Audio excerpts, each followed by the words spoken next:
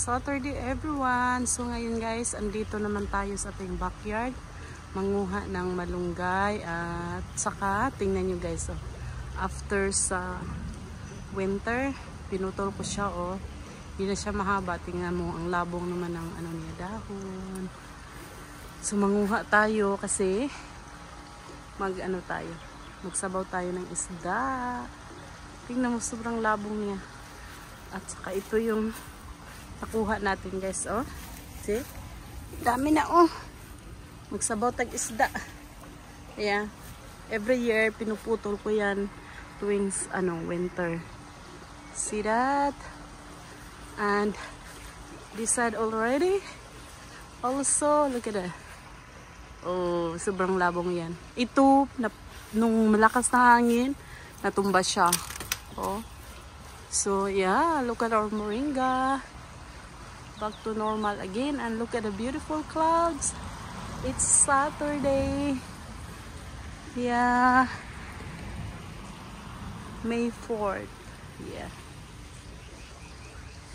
It's so hot already, but we're still on spring.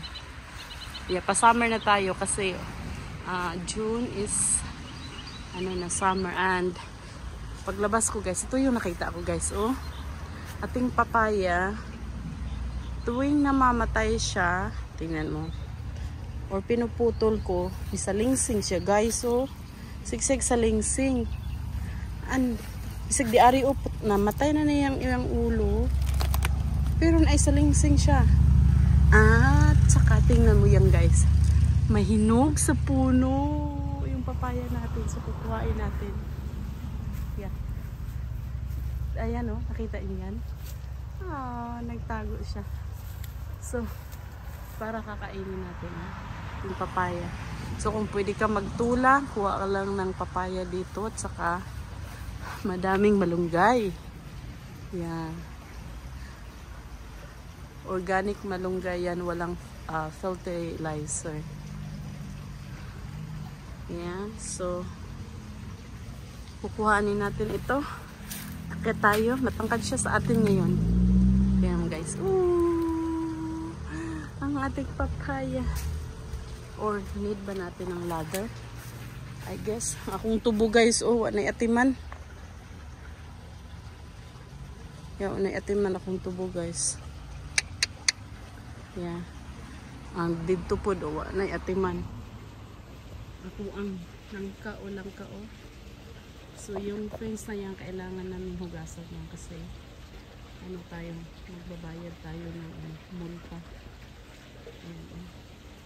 Langka yung natangkad dyan. Yung langka natin. Yes.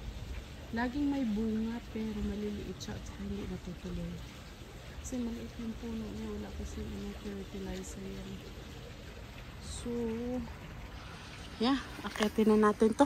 Abot ba ng ating kamay? Tingin tayo kasi minsan may ahas dito guys eh. Yeah. Minsan may ahas na.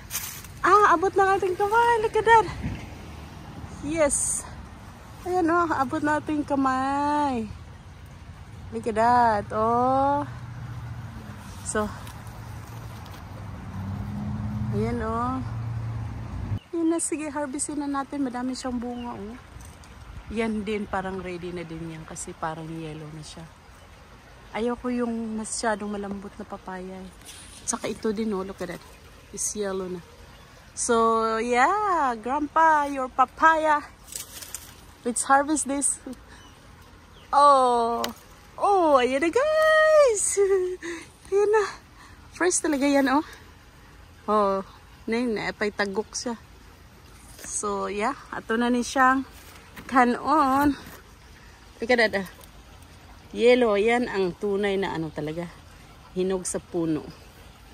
Yeah, hindi nakita ng bird. So, ako ang nakauna. Yay! Kainin natin.